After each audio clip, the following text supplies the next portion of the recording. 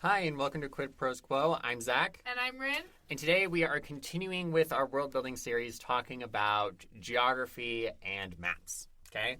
So, when you are building your geography for a setting, you are really answering two main questions. The first one are what are the physical characteristics of this region? And then, secondly, how do the physical characteristics of this region affect the people living there? That's what geography is all about.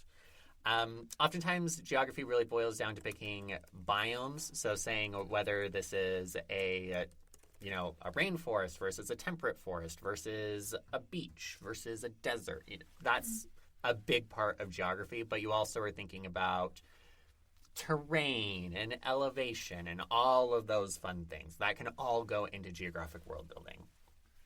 Yeah. So, again, the two big questions: what are the physical characteristics of this region, and how do the physical characteristics in this region of your world affect the people living there? So, I have a pet peeve, a bone to pick with single biome planets, and I'm sure you do too, as an astrophysicist. But they're just not realistic. But they're simplistic, and sometimes simple is good. There are two cases where you would have single biome planets, and that is ice and desert, and that's it. No ocean planets? If you did have a complete ocean world, you would still have ice caps. Okay, cool, good to know. So, in our initial episode on world building, we talked about top-down versus bottom-up, and Zach has, the geographical world building explanation for top-down versus bottom-up, and I want you to talk about the orbital dynamics of the planet. Yes! Okay. So, like I mentioned in the last episode, top-down is starting with the star, going to the planet, and working it out from there. So, if you're starting with the star, you're picking out what kind of star you're talking about, and then how many stars there are. I'm just going to throw this out there because I recently read a book that had a 3-star system in it, and it drove me nuts. The way that stars work is that they orbit in binaries, okay? So you can have 1 star or you can have 2 stars. If you have 3 stars, then 2 of the stars are orbiting around each other, and then you have 1 that's on the outside, orbiting both of them together. That's how stars work. You can have it. You can do a Russian nesting doll thing and build it out as far as you want, kind of with a little asterisk right there. There are physical limits on this, but that's how you build it out. And depending on how you build it out, that is going to impact the way that the rest of the star system works out. So let's say that you want to keep it simple and you're picking a sun-like star and you want planets off of that. Okay, well, now you need to ask the question, what kind of planet is it? Is it a gas giant? Is it a terrestrial planet? Is it an ice giant? Just a cold gas giant, and it's smaller, right? That's going to impact lots of things about it, right? If it's a gas giant, you're not going to have terrestrial life unless it was transferred there by some means, right? But also, where are they going to walk? Where are they going to walk? What are they going to eat? Those sorts of things. It's all going to be moons, and if it's all moons, you need to think about, okay, well, how many moons? Are there rings? Where are the rings situated with respect to the moons? What are the different moon environments? If you look at Saturn, for example, Saturn's moons and Jupiter's moons, you have such a wide variety when it comes to the kinds of moons that you have. You have planets, or you have moons like Titan that have liquid methane on them. So you could think about creating a setting in which all the water is replaced with liquid methane. You could think about Europa, which is covered in ice and probably has a subsurface ocean underneath it that's caused by tidal heating. You have other ones like Ganymede or Io. Io is volcanic. Ganymede is super rocky and dead. There's lots of things that you can do with the moons. If you're doing a terrestrial planet, you got 1 moon, maybe 2. Upper limit 1 or 2. As far as we know. Could be wrong. We don't know yet. That's why we need more telescopes. I love that call to action there. Great job. And then depending on how close or far away the planet is, that's going to impact things. If it's To the star. So if the planet is really close to the star, you're going to have a place that is super duper hot. So it's either going to be, Mustafar, where it's just, magma everywhere, or you're going to have Tatooine, where it's just sand everywhere and there's no water. Okay. As soon as you start getting into the habitable zone, that's when you start getting more variety. But if you move too far outside of the habitable zone, I suppose I should define that term, is the region in which liquid water can exist on the surface of a planet. And every star has a different habitable zone. If you're looking at a sun-like star, the habitable zone goes from about Venus's orbit through Earth's orbit and a little bit, a bit further than that.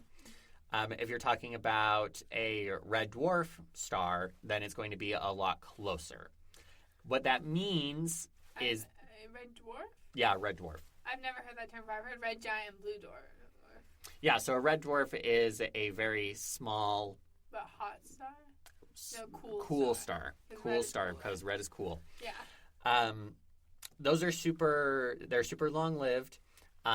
They also have they have different kinds of light that they emit. So plants on worlds around red dwarfs are going to be different than the ones around our star, which is a K star. If you're interested in learning more about that, please message me. We can have a little astronomy powwow where you can ask, what does K mean? And I can say, well, and then go off. Excellent. Something else to consider is how does the orbit work in as far as its orientation is concerned. If you're talking about Earth's orbit, Earth orbits inside of a plane, right? And surprisingly, most of the planets are in the same plane, but some of them are tilted up or down. So that's going to impact the way that we see the planets, and any interaction in between, species that are on those planets is going to be influenced by that. How's the planet inclined with respect to this orbital plane? For Earth, we're inclined something like 24 degrees, somewhere around there. So we have seasons. If it was just straight up and down, wouldn't have seasons. So you can get really far into the weeds on this. If you're going from the top-down approach, find an astronomer friend. I will be your astronomer friend. Amazing. Just message me. Do you want to drop your handle real quick or your email for that? Yeah, so you can contact me at DC Winters on Instagram. You can email me at d.c.winters@gmail. You can contact me on Facebook at DC Winters. If you want to chat science, I'm down. Yeah, I'm also down to chat science, but I just don't do astronomy. I am more like the plants. Yep. And I know a tiny bit of physics. Probably just enough to tell you what color the plants would be if you told me what color your star was.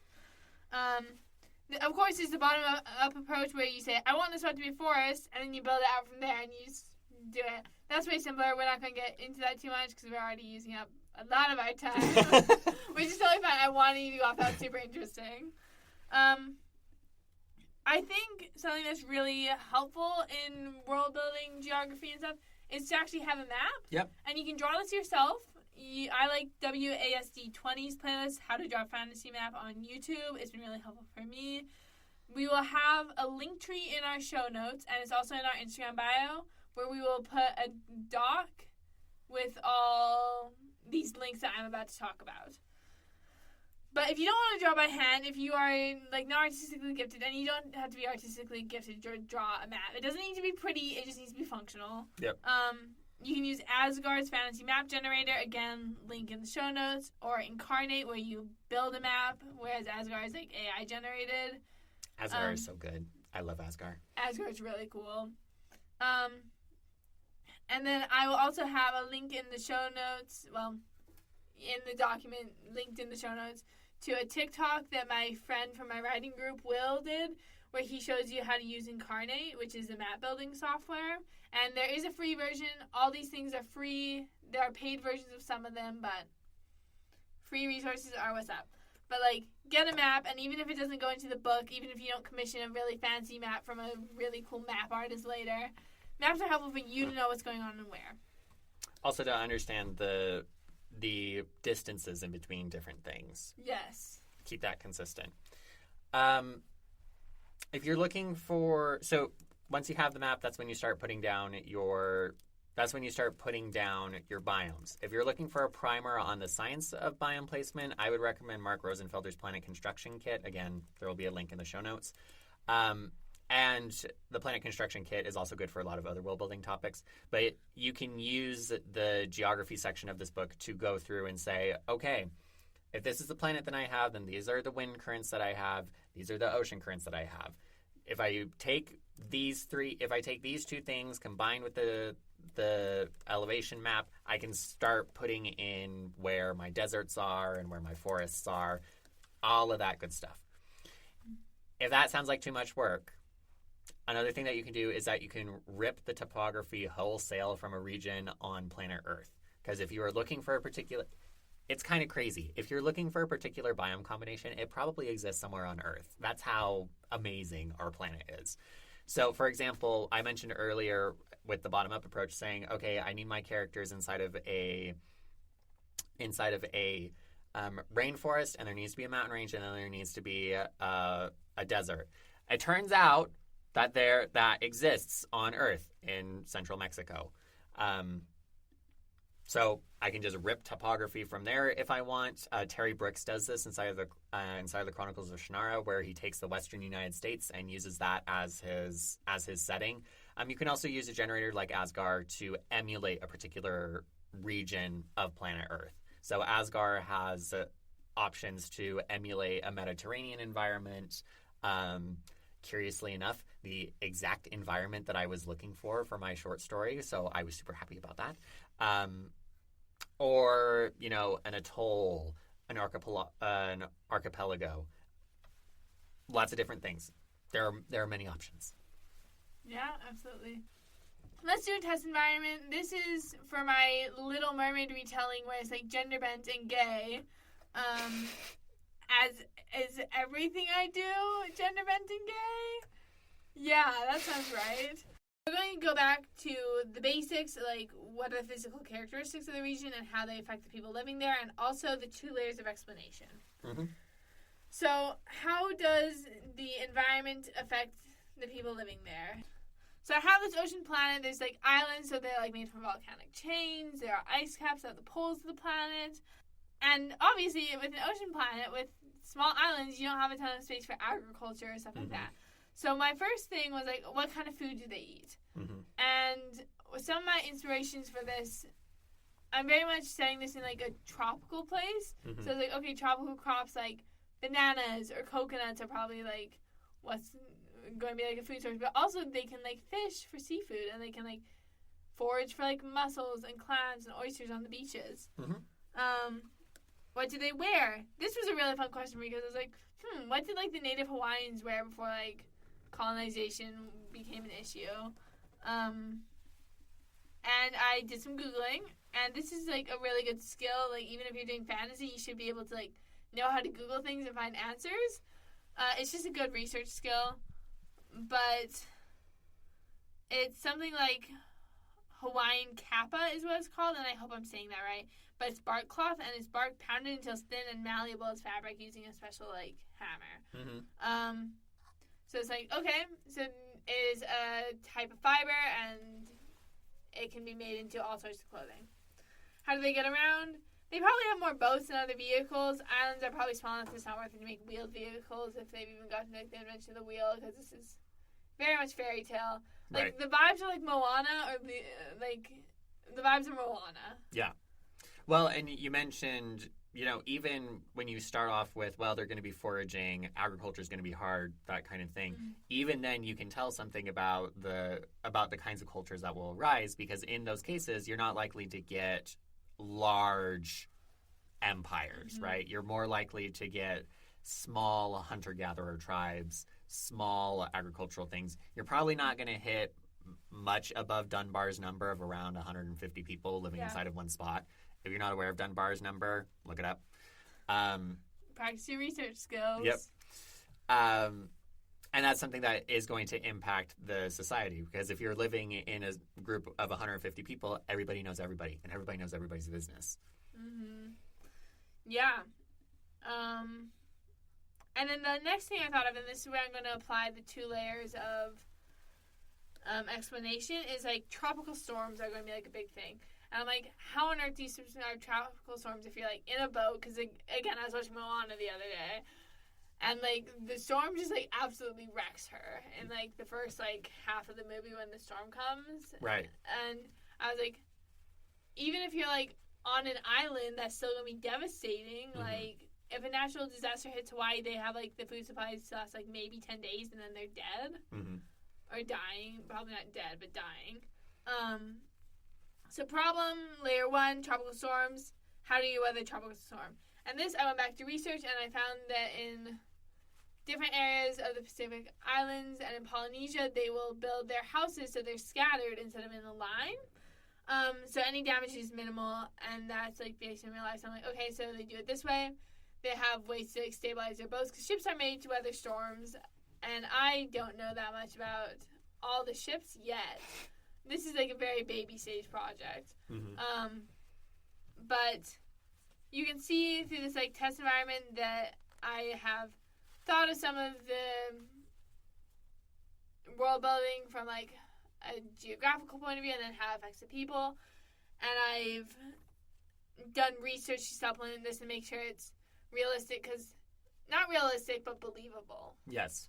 Because that is a big thing with world building, is make sure it is believable. Yep.